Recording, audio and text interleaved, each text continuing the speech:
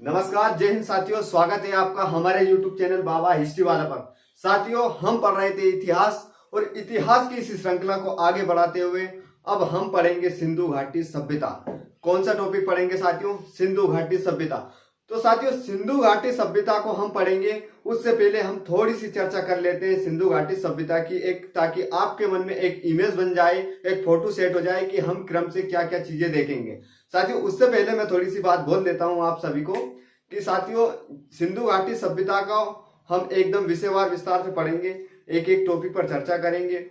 और सिंधु घाटी सभ्यता पर हम चर्चा करते समय हम उन चीजों का भी विशेष ध्यान रखेंगे जो परीक्षा में इससे संबंधित क्वेश्चन बनते हैं और कहाँ से बनते हैं और किस प्रकार बनते हैं, उन पर भी हम चर्चा करेंगे।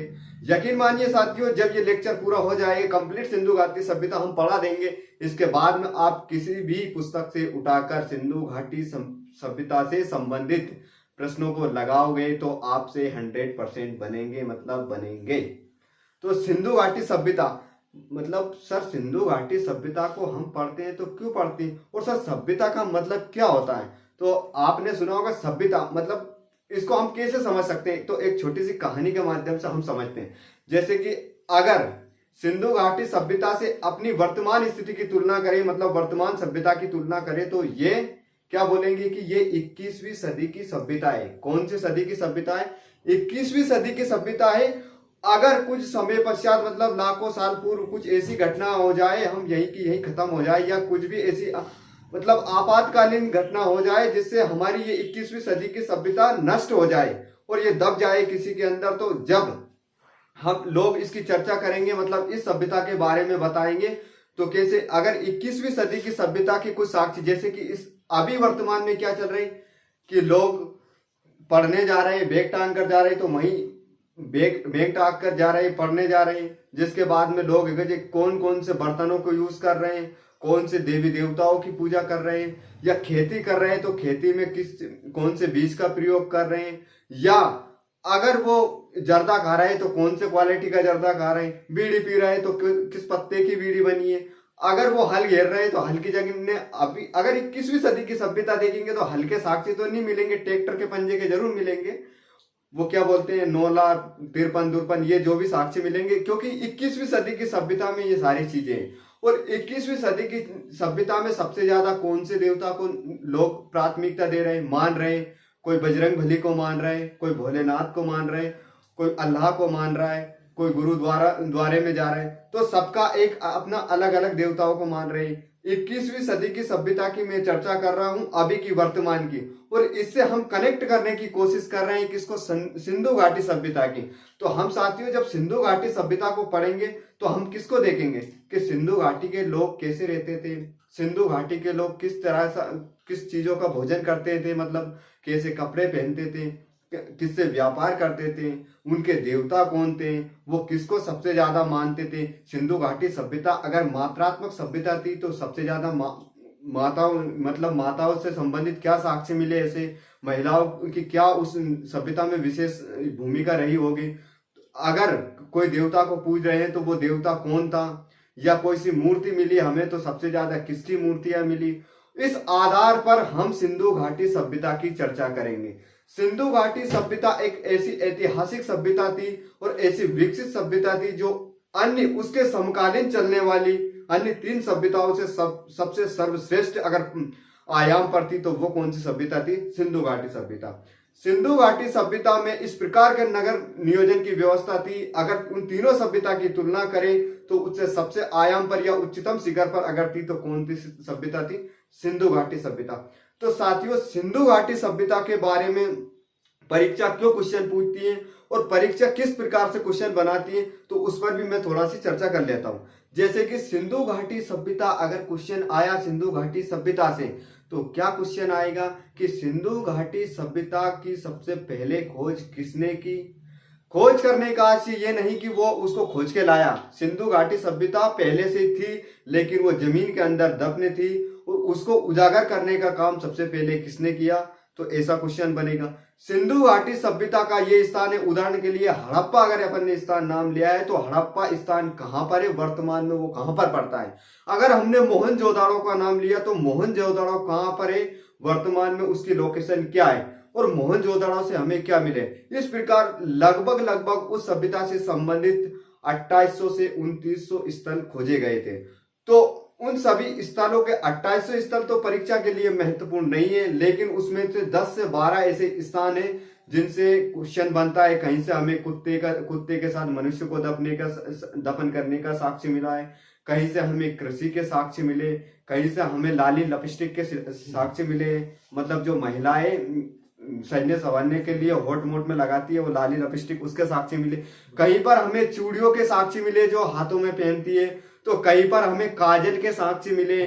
मतलब इन सभी साक्ष्यों को हम देखेंगे तो सबसे ज्यादा अंदाज क्या लगाते हैं, अंदाज यही लगता है हमें कि ये सभ्यता मात्र सत्तात्मक सभ्यता थी, क्योंकि इसमें सबसे ज्यादा हमें महिलाओं से संबंधित वस्तुएं मिली, जैसे कि सजने का सामान हो गए, जैसे कि स्नानागार हो गए, जैसे कि घर के अंदर ही शौचालयों की व्यवस्था हो गई, जैसे कि अगर उन्होंने घर बनाए तो उसका दरवाजा जो मेन सेंटर जो सड़क थी उसके किनारे मतलब पीछे की तरफ उनका गली में उनका दरवाजा खुलता था, यानी कि सामने नहीं खुलता था। और अगर हम इसके बारे में और देखें तो सबसे ज्यादा हमें महिलाओं की यानी कि माताओं की मूर्ति मिली, जो मिट्टी की माताओं की मूर्ति बना रखी तो उनमें महिलाओं की मूर्तियां मिली। अनेक प्रकार के ऐसे साक्ष्यों के आधार पर हमने इसको अलग अलग अलग आयाम पर नापने की कोशिश की, जानने की कोशिश की और समझने की कोशिश की और पढ़ा और समझा उस चीजों को। तो सबसे पहले सिंधु घाटी सभ्यता कैसे उसके मतलब उसके प्रमाण मिले, कैसे थोड़ा थोड़ा पता लगा कि यहाँ पर एक ऐसी सभ्यता थी जो दफने थी। ये उस समय की बात कर रहा हूं मैं जब अंग्रेजों का दौर था। अंग्रेज कराची से लाहौर के लिए एक ट्रेन की पटरी डाल रहे थे। ट्रेन की पटरी डालने के लिए उनको एक पथ बनाना था। पथ बनाने के लिए उन्होंने क्या किया, रास्ते की खुदाई की। और रास्ते की खुदाई करते हुए जब वो ट्रेन के लिए पटरी बिछा रहे थे तो उन्हें कहीं ना कहीं कुछ ईंटें मीटे मिली। एक टीला सा मिला तो उसको खोदा तो वहां पर ईंटें मीटे मिली। तो उनको भनक तो लगी थी कि यार कुछ ना कुछ ऐसी चीजें तो यहाँ दफन है जो अभी तक किसी को पता नहीं है, लेकिन उस चीज को उनने दबा लिया गया क्योंकि अंग्रेज इतने बेवकूफ और मूर्ख थे और वो अपने आप को सर्वज्ञ समझते थे। क्योंकि व्हाइट मैन थ्योरी उनकी काम करती कि श्वेत रक्त की नीति। अंग्रेजों का मानना था कि हम सभ्य है और हम महान है, हम लोगों को सभ्य बनाने आए हैं, इसीलिए हम सब पर राज कर रहे हैं। तो उन गधों की ये गलत नीति के कारण उस सभ्यता को वहां कुछ समय के लिए रोक दिया गया। लेकिन दोस्तों आपने सुना होगा नहीं कि सच्चाई को कब तक छुपाओगे जानी, एक ना एक दिन तो सामने आनी ही आनी है।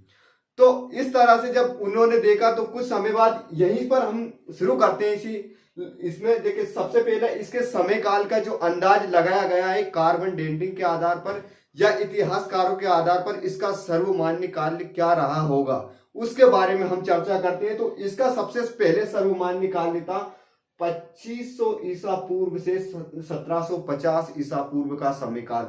मतलब कि इसका सबसे ज्यादा सर्वमान्य काल अगर माना गया है तो क्या माना गया है इस सभ्यता का 2500 ईसा पूर्व से 1750 ईसा पूर्व का समय सिंधु घाटी सभ्यता का समय था। किसका समय था? सिंधु घाटी सभ्यता का समय था। अब यहां से क्वेश्चन बनता है और अनेक बार बना है और हर बार बना है। क्या बना है कि सिंधु घाटी सभ्यता का समय काल क्या रहा है। तो क्वेश्चन में हमें क्या बताना है 2500 ईसा पूर्व से 1750 ईसा पूर्व।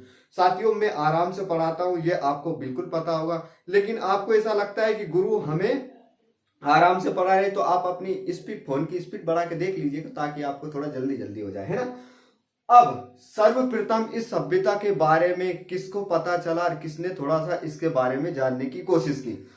तो सर्वप्रथम इसके बारे में 1826 ईस्वी में चार्ल्स मेसन ने इस सभ्यता के बारे में जानकारी दी कि भारत के उत्तरी क्षेत्र में उत्तर पूर्वी क्षेत्र में एक स्थान है जहां पर हमें ये अनेक नई नई प्रकार की चीजें देखने को मिलती है, जैसे कि हमें पकी हुई ईंटें। उस जमाने में अंग्रेजों को पक्के घर बनाते नहीं आता था, ईंटें बनाते नहीं आती थी। उससे पहले हमारे हड़प्पा सभ्यता के वासियों ने क्या कर दिया था, पकी ईंटों के घरों का निर्माण कर दिया था। मतलब कि कितने सभ्य लोग थे और कितने सुव्यवस्थित लोग थे।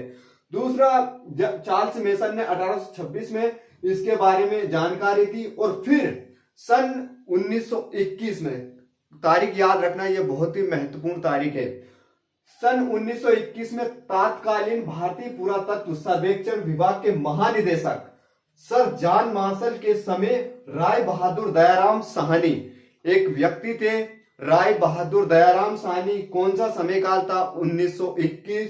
उन्होंने सर्वप्रथम हड़प्पा नामक एक नगर की खोज की, एक स्थान की खोज की। मतलब सिंधु घाटी सभ्यता का सबसे पहले प्रथम खोजा गया स्थान कौन सा होगा? तो कौन सा होगा साथियों? हड़प्पा होगा। कौन सा होगा? हड़प्पा होगा। और कब खोजा गया? 1921 में खोजा गया। और किसने खोजा? राय बहादुर दयाराम साहनी। अब इसको याद करने की ट्रिक क्या हो सकती है कि जो बहादुर होते हैं वो चीजों को हड़प लेते हैं, जो बहादुर होते हैं वो चीजों को हड़प लेते हैं, यानी कि राय बहादुर दयाराम साहनी और खोज कर दी हड़प्पा नामक स्थान की। मतलब इसको हड़प्पा सभ्यता भी कहते हैं इसे आधार पर। अब साथियों जब उन्होंने खोजा तो धीरे धीरे धीरे क्या क्या मिला, इसका विस्तार देखा। पहले तो विस्तार देखा तो उन्होंने देखा कि उत्तर में, जब हम भारत का मैप बनाते हैं उसमें देखते हैं तो उत्तर में मांडा, जम्मू कश्मीर में ये स्थान है, और चिनाब नदी के तट पर ये स्थान है उत्तर में मांडा। और उत्तर से अगर दक्षिण तक देखें तो दैमाबाद महाराष्ट्र गोदावरी तक फैला था। अगर हम पूर्व से ये स्थान देखें, पूर्व से पश्चिम की ओर अगर स्थान देखें तो पूर्व में आलमगीरपुर उत्तर प्रदेश हिंडन नदी, याद रखना, पूर्व में उत्तर प्रदेश आलमगीर हिंडन नदी, और पश्चिम में सूत का गेंड और बलूचिस्तान यानी कि दास्क नदी तक ये स्थान विस्तृत था। पूर्व से पश्चिम तक, पूर्व से यानी कि उत्तर से देखते हैं पहले, उत्तर से दक्षिण तक इसकी लंबाई कितनी थी? 1400 किलोमीटर। 1400 किलोमीटर। और पूर्व से पश्चिम इसकी लंबाई थी 1600 किलोमीटर। लगभग ये सभ्यता कितने वर्ग किलोमीटर में फैली होगी? तो लगभग में अगर हम देखेंगे तो ये सभ्यता 13 लाख वर्ग किलोमीटर में फैली हुई थी।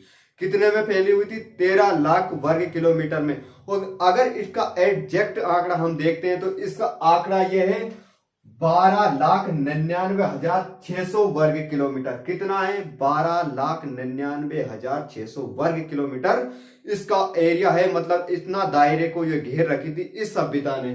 तो हम उत्तर में, अब इसको कैसे याद करेंगे? उत्तर मांडा चिनाब। तो एक ट्रिक क्या फंसा सकते हैं, उत्तर रहता है, उत्तर को हम क्या करते हैं? मांडते हैं, मतलब लिखते हैं। उत्तर को क्या करते हैं? मांडते हैं। उत्तर को मांडो। दक्षिण में दा से दक्षिण और दा से दैमाबाद, याद रखिएगा, दा से दक्षिण यानी कि दक्षिण में कहां तक? दैमाबाद, और दैमाबाद है महाराष्ट्र में। तो दा से दक्षिण, दा से दैमाबाद, और पूर्व में आलमगीरपुर। अब इसको कैसे याद करें? पूर्व में आलमगीरपुर, पहला आलम, अपन ने कभी गाना सुना पहले आलम, तो पूर्व में आलमगीरपुर और पश्चिम में सूत का गांड। जब आपको ये सब चीजें याद हो जाएगी, ये चीज तो आपको एक अचानक मतलब अपने आप याद हो जाएगी, इसको कोई ज्यादा दिमाग पर लोड लेने की आवश्यकता नहीं है। बस यही पूछना है कि पूर्व में कौन सा स्थान है, पश्चिम में कहां तक है, तो इसकी थोड़ी सी हमें लोकेशन से क्वेश्चन बन जाता है। अब हम इससे और महत्वपूर्ण तथ्यों पर चर्चा करते हैं जो इसके नामकरण को लेकर, क्षेत्रफल को लेकर, आकार को लेकर, लिपि को लेकर और खोजकर्ताओं को लेकर, खोजकर्ता से लेकर। जैसे कि इसके उपनाम में पहला नाम भी देखते हैं सिंधु घाटी सभ्यता। पहला नाम सिंधु घाटी सभ्यता, दूसरा नाम सैंधव सभ्यता, तीसरा नाम हड़प्पा सभ्यता, चौथा नाम काशी युगीन सभ्यता, और पांचवा नाम सरस्वती सभ्यता, छठा मात्र युगीन सभ्यता, और सातवां प्रथम नगरीय सभ्यता। अब सर इन नामों का क्या क्या मतलब हो, और ये नाम किस आधार पर लिए गए हैं और किस नाम पर रखे गए हैं, किस कौन सी चीजों को आधार माना तो इनका नाम सिंधु घाटी सभ्यता पड़ गया, और कौन सी ऐसी चीज को माना कि इसी का नाम हड़प्पा सभ्यता पड़ गया, या कौन सी ऐसी चीज खास थी तो इसके मात्र युगीन सभ्यता खा गए, हम इनकी चर्चा करते हैं। जैसे कि सिंधु घाटी सभ्यता, सिंधु घाटी सभ्यता नामकरण का इसका सिंपल अर्थ यह है कि यह सिंधु नदी के आसपास के एरिया में खोजी गई थी। सिंधु नदी के किनारे इस सभ्यता का विकास हुआ था, इसलिए इसका नाम क्या है? सिंधु घाटी सभ्यता पड़ा। क्या नाम पड़ा? सिंधु घाटी सभ्यता पड़ा। ऐसा लग रहा है मैं ज्यादा सीरियस होकर पढ़ा रहा हूं, बल्कि मेरा लहजा ऐसा ही है कि ताकि आपको अच्छे से समझ आए ना। तो इसका नाम कैसे पड़ा? सिंधु घाटी सभ्यता। दूसरा सैंधव सभ्यता, तो सिंधु को ही लोग क्या बोलते थे? सैंधव, तो इसलिए इसका नाम सैंधव सभ्यता बोला गया। दूसरा नाम है हड़प्पा सभ्यता, तो हमने पहले चर्चा की थी। क्या चर्चा की थी? कि इस सभ्यता में सबसे पहले जो खोजा गया स्थान कौन सा था? हड़प्पा था। और हड़प्पा वर्तमान पाकिस्तान में स्थित ये क्षेत्र है, इसलिए इसका नाम हड़प्पा पड़ा। मतलब जो पहले जो स्थान खोजा था राय बहादुर दयाराम साहनी ने 1921 में खोजा था, उसी के आधार पर इसका नाम क्या पड़ा था साथियों? क्या पड़ा था मेरे लल्लाहोन? तो क्या पड़ा था? हड़प्पा पड़ा था। अब दूसरा देखते हैं कांस्य युगीन सभ्यता। तो कांस्य युगीन सभ्यता, इस सभ्यता का नाम क्यों पड़ा है? तो इसमें सबसे पहले सिंधु घाटी सभ्यता के लोग थे, उन्होंने कांसे के सबसे ज्यादा धातुओं का प्रयोग किया। मतलब कांसे के उन्होंने बर्तनों का प्रयोग किया। सबसे ज्यादा हमें कांसे का साक्ष्य मिले, कांसे के बर्तनों का, कांसे के मटके का, कांसे का हल के, अनेक तरह की कांसे की मूर्तियों का। जैसे कि नर्तकी एक डांस करती है, डांसिंग गर्ल के बारे में हम चर्चा करेंगे आगे। तो उसकी मूर्ति मिली, कहीं कहीं उनको बर्तन मिल गए, कहीं पर उनको कटोरी मिल गई, कहीं पर उनको आभूषण मिल गए। तो उनमें सबसे ज्यादा किसका? चांदी भी थी, सोना का तो हाँ सोना भी था, लेकिन लोहा का साक्ष्य हमें वहां से नहीं मिला। तो कांसे का सर्वाधिक साक्ष्य मिला, तो इसलिए इसको क्या बोला गया? कांस्य युगीन सभ्यता। और अब नाम आया सरस्वती। तो साथियों, गंगा और सिंधु के मध्य में एक नदी बहती थी उस समय। मतलब कि समय काल ये है 2500 ईसा पूर्व से 1750 ईसा पूर्व के आसपास सिंधु घाटी सभ्यता। और सिंधु नदी मान लो, और गंगा नदी के मध्य एक नदी बहती थी, उस नदी का नाम था सरस्वती, जो वर्तमान में विलुप्त है। लेकिन हमारे वेद पुराणों के आधार पर भारतीय धर्म के अनुसार ये बताते आज भी ऋषि मुनि कि सरस्वती नदी आज भी अस्तित्व में है, लेकिन वो नदी दिखती नहीं है, नीचे नीचे बह रही है। मतलब जमीन के अंदर होते हुए बह रही है। इसलिए इस सभ्यता का नाम क्या नाम रख दिया है? सरस्वती सभ्यता। मतलब ये भी नदी के नाम के आधार पर है, ये भी नदी के नाम पर आधार है। और मात्र युगीन सभ्यता का आज से क्या है? मात्र युगीन की हमने चर्चा की कि इस सभ्यता में सबसे ज्यादा हमें माताओं की मूर्ति मिली, मिट्टी से बनी हुई टेराकोटा मिट्टी से बनी हुई सबसे ज्यादा हमें महिलाओं की मूर्तियां मिली। इसलिए इस सभ्यता का नाम हमने मात्र युगीन सभ्यता, यानी कि माताओं के नाम से जो जानी जाने वाली सभ्यता है, उस नाम के आधार पर इसको मात्र युगीन सभ्यता बोला गया। अब साथियों, आगे चल के हमने देखा प्रथम नगरीय क्रांति। अब इसको प्रथम नगरीय क्रांति क्यों बोला जाता है? प्रथम नगरीय क्रांति इसलिए बोला जाता है कि जब इस सभ्यता को खोजा गया, इस सभ्यता में जब नगरों को देखा गया, तो ये नगर इतने सुव्यवस्थित ढंग से बने हुए थे। उन घरों के अंदर कुएं थे, घरों के अंदर नहाने की उचित व्यवस्थाएं थी, घरों से जो पानी का निकासी मार्ग था, इतनी सुव्यवस्थित नालियां मिली कि ऊपर ढकी हुई थी। और घरों की जो सड़कें होती थी, वो सड़कें एकदम चौकोर, मतलब चौपाए पर काटती थी, ऐसे व्यवस्थित सड़कें थी। जैसे कि ये देखो, ऐसे एकदम व्यवस्थित, यानी कि एक नक्शे या मैपिंग के आधार पर इस सभ्यता को बनाया गया। तो ये नगरीय क्रांति इसलिए भी बोला जाता है कि इस सभ्यता से संबंधित व्यापार के साक्ष्य और अन्य जो सभ्यता थी उनसे मिले। और उनमें सबसे उत्कृष्ट पर जो सभ्यता थी, जो सबसे शीर्ष आयाम पर थी, वो थी सिंधु घाटी सभ्यता, मतलब हड़प्पा सभ्यता थी। तो इसलिए इस सभ्यता को प्रथम नगरीय सभ्यता कहा गया। दूसरा देखते हैं, इसके क्षेत्रफल की बात करते हैं। तो हमने पहले बोला था लगभग 13 लाख वर्ग किलोमीटर इसका क्षेत्र है। तो क्वेश्चन कई बार इनसे भी बन जाता है कि कितना क्षेत्रफल है, तो अपन को याद रखना है लगभग 13 लाख वर्ग किलोमीटर इसका क्षेत्र है।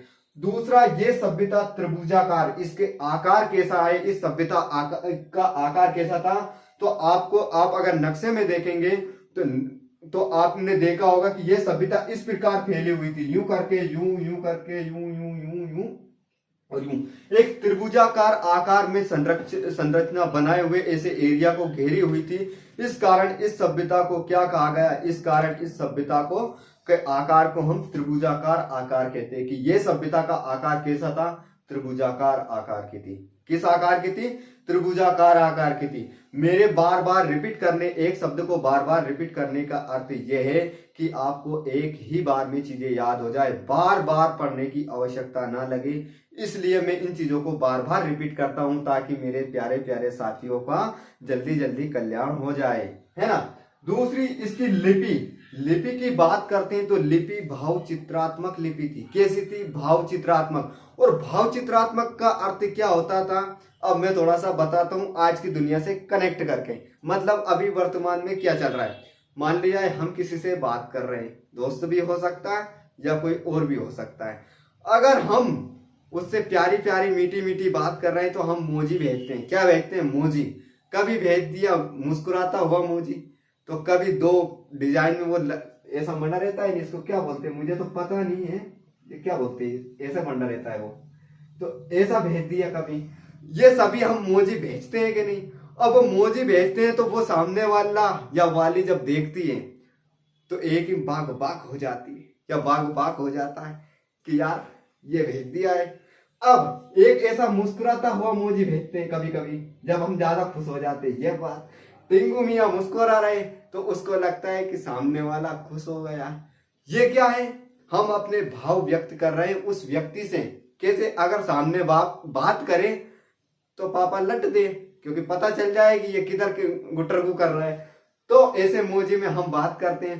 तो जब हमने इसको खोजा, इसकी लिपि के बारे में जानकारी ली, तो इसकी लिपि भाव चित्रात्मक लिपि थी। मतलब ऐसे मोजी जैसे आकार बने थे यूं करके, ये ऐसे कोई मुस्कुराता हुआ। मोजी में भी ऐसा कई मच्छी का चिन्ह है, कोई स्वास्तिक चिन्ह है, अलग अलग प्रकार के चिन्ह। इन सभी चिन्हों को ऐसा लगता था कि ये कुछ कहना चाह रहे हैं, बताना चाह रहे हैं। जैसे कि हम किसी प्रतिमा को देखते हैं, मूर्ति को देखते हैं, तो उसके भाव कैसे लगते हैं कि कोई अगर ऐसी मूर्ति हमें मिल गई, जैसे कि हम आगे पढ़ेंगे कि एक योगी की मूर्ति मिली है, वो एकदम योग मुद्रा में, ऐसा लगता है कि बाबा रामदेव ने वहां जाकर योग कराया होगा कभी, तो इतना खतरनाक योग कर लिया योगी जी ने, वही मूर्ति में विलीन हो गए। और कहीं एक डांसिंग कर लेके आएगी तो ऐसा लगता है कि वो भी कोई भाव व्यक्त कर रही।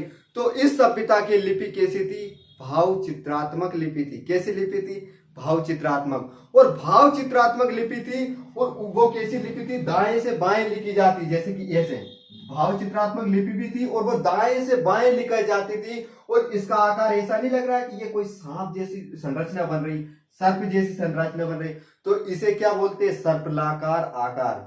सर्पिलाकार आकार में लिखी गई लिपि भाव चित्रात्मक लिपि थी। और इसको अंग्रेजों ने अपने तरीके से एक नाम देने की कोशिश की कि यार इसको नाम अपन अपने तरीके से देते हैं। तो उन गधों को नाम रखते नहीं आए, तो उनने क्या नाम रख लिया?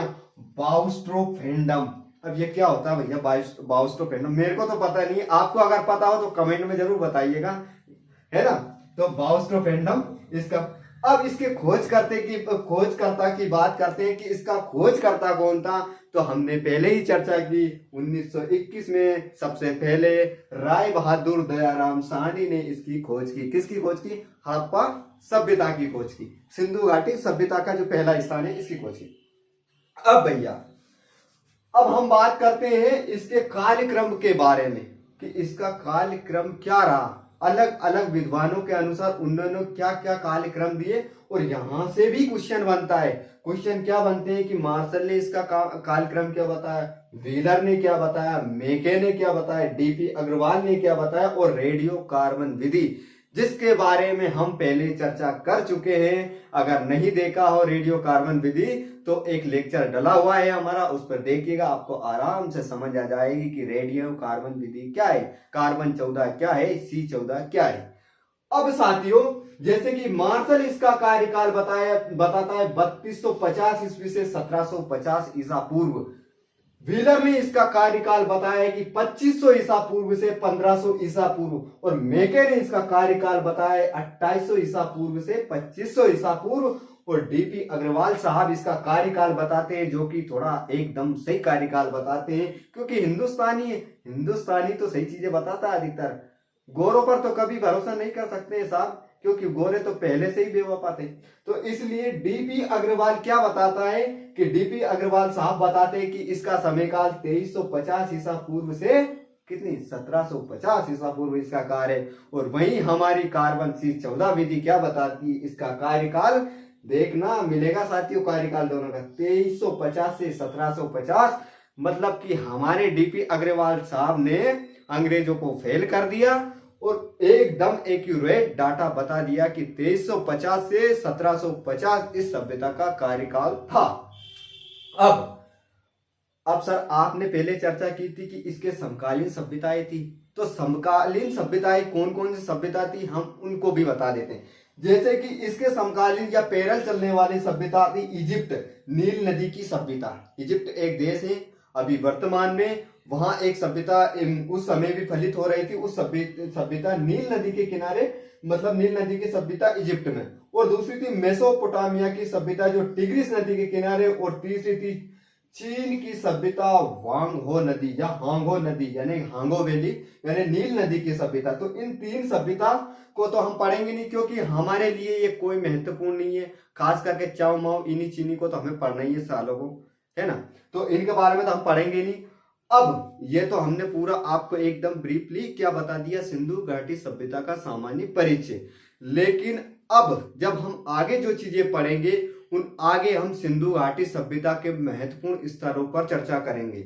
उन महत्वपूर्ण स्थलों पर चर्चा करेंगे जहां से परीक्षाएं सबसे ज्यादा क्वेश्चन बनाती है, जैसे कि मोहनजोदाड़ो हो गया, जैसे कि हड़प्पा हो गया, जैसे कि लोथल हो गया, जैसे कि धोलावीरा हो गया, जैसे कि कालीबंगन हो गया, जैसे कि रोपण हो गया। इन सारे जो महत्वपूर्ण स्थल थे उन सभी स्थलों पर हम अगले वीडियो में चर्चा करेंगे, मतलब अगले लेक्चर में चर्चा करेंगे। इसी के साथ हम आपसे विदा लेते हैं। नमस्कार, जय हिंद साथियों, नमस्कार।